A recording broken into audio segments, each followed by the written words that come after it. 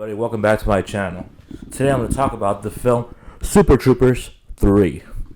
Now we're man, it has been 8 years since the last Super Troopers. They've talked so long about sequels. Apparently it was hard to find funding. Anyway, the film is directed by Jay Jaskar and starring Broken Lizard, which includes Kevin Heffernan, Steve Lemon, Paul Stover, and Eric Larson. Now, what is the film about? The film is about the Super Troopers, now older, middle-aged. They're definitely not...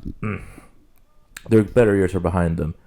And in this movie, they're trying to do a Canadian drug ring, invade them, and try to find out who's selling these drugs and vandalizing the syrup. And also, Farva is going to marry Thorny's sister. And if you know anything about Farva, you do not want him as a father, as a brother-in-law. And that's it, and the hilarity ensues. So in this film, Captain O'Haran, Brian Cox's character, is retired, and there's the new captain, which they don't really call him captain because, they're still kind of used to O'Hagan. Anyway, unlike the first film, unlike the second film, they don't really have an explanation. In the first film, they were demoted to the police. And then I think I like this better than the second. The film takes too long making them the Super Troopers again, because apparently in between the first and second film they lost their jobs as policemen, and they get this jobs back. Here, when we start, they're already troopers. I think that really helps the pacing because these movies aren't very long. Two at the first 10-15 minutes they're not even troopers. There's this whole dream sequence opening act where they're a band, which was I think kind of slowed the movie down. And yeah, so I like that about this film. And I think this movie really works because if you watch the first and second one, some of the funniest banter and moments are between Ramathorn, Thorny, and Farva.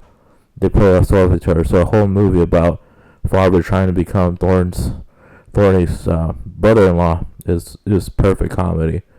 I feel that Rabbit gets the short end of the stick in this film. In the other two, he was kind of, sidelined. But here, he doesn't have his girlfriend anymore from the second. And I think it's kind of a joke because he feels threatened by this new rookie who pretty much takes over. And I feel he doesn't really do anything until the end, which kind of sucks. Foster has more to do here. Oh, and I love the fact that Ursula's back. And she actually has a meaty role this time. One other thing they don't like about Super Troopers 2, Ursula's in the film, but only in video calls, which sucks. Here she has a meteor role. Not too big, but it's a lot bigger. And one of the best jokes is your best jokes is when Ursula tells Foster, we're going to hang out with your dude friends and do a bunch of dick jokes, which is pretty much every Broken Lizard movie. Speaking of Broken Lizard, they were founded in Colgate University. And there is a cameo by a Postmates driver who was suspiciously wearing a Colgate University t-shirt. So yeah, I really think this movie is kind of accessible. I don't really think you have to watch the original movie or the second one even to get the joke. If you had a terrible, terrible co-worker like Farva, you understand why Thorny really does not want him to be his brother-in-law. And, it was funny. You would think Farva is the one who's really racially insensitive being into an Indian family. But no. There's one character who's want to be respectful, but he's the one that comes off more racist than Farva. I think that's kind of a funny joke, especially since Jay Shanaskar is Indian, so he probably knows what it's like being told, oh, I love your culture so much. So that's weird. The guy who wants to be all respectful coming off more racist than the guy who isn't, like Farva. There's new people. The guy who plays the Deep is in the film as a guy who is pretty much helping Farva have the wedding on his property, and used to be a pot dealer who got out after it got legal, which is really funny to think, I left the business when it got legal, too much taxation regulation, that kind of thing. Brian Cox is in the film briefly, but he's really funny in the few bits he is. Apparently he didn't want to do the film, it's just he didn't want to do any night shoots, so all this scenes take place in the day. There's a fun cameo with him and characters in all three movies. You know what I'm talking about. And his little cameo, then her little cameo at the end leads to sequel bait. Now, do I think there's going to be a sequel? Yeah. And if it is, it'll probably be in their fucking 70s next time the next sequel comes out, because they're all almost 60. It takes about 10 years for each movie to come out. I mean, it was, 2001 to 2018 for the second movie, then 8 years for the third, so by maybe next time it might take 5 years, who knows.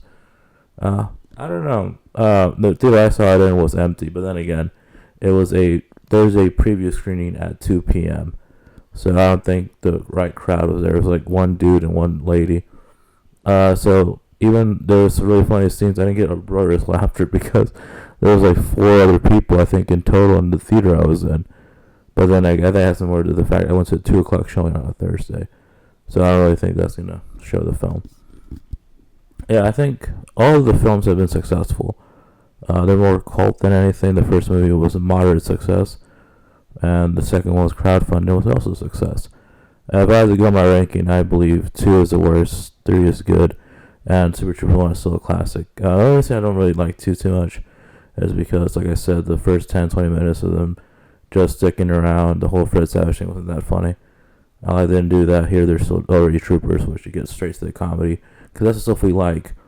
Fucking Max showing the new rookie their book of pranks and trying to do things that here's the dildo instead of here's the dildo, which has a really funny payoff. I was just seeing that's basically a Star Wars reference, and you see it, be like, that's very funny. And maple syrup, of course. You can't have a Super Troopers movie without maple syrup. I might have missed what happened to basically Rabbit's girlfriend, the girl that was in Super Troopers 2, but I mean, come on. She was part of a Quebec detective, so whenever they're back in Vermont, I guess they had to get away. So yeah, I'm glad Ursula has a meaty role in this. Apparently Harvey Weinstein had something to do with her not being cast, or wanted to be cast in the first movie. Apparently they wanted to go with the Weinsteins, but Weinstein wanted fucking Thorny to be played by Ben Affleck, which is weird.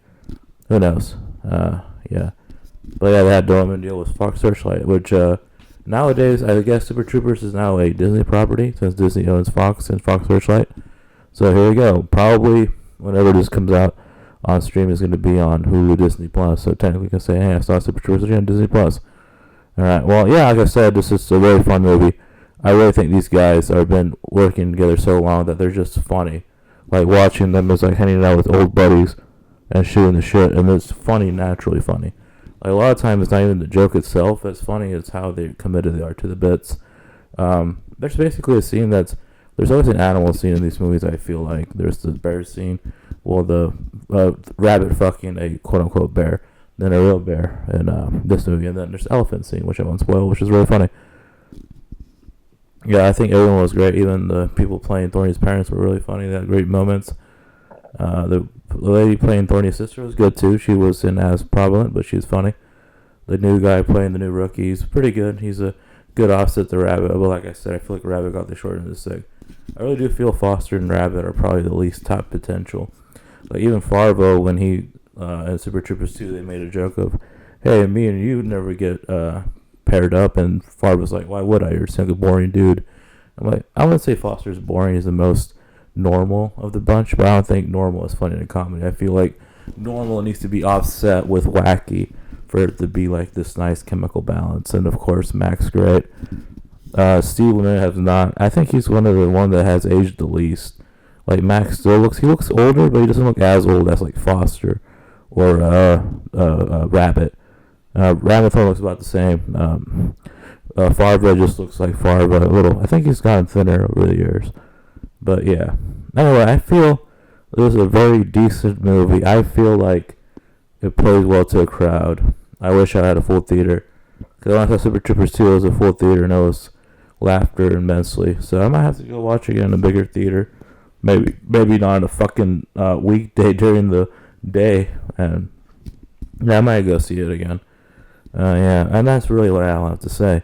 My next review will probably be Ice Cream Man when I get the chance to see it. And I have a lot to say about that, especially over some creative decisions. Anyway, I hope you all enjoyed the video. Please go see Super Troopers 2.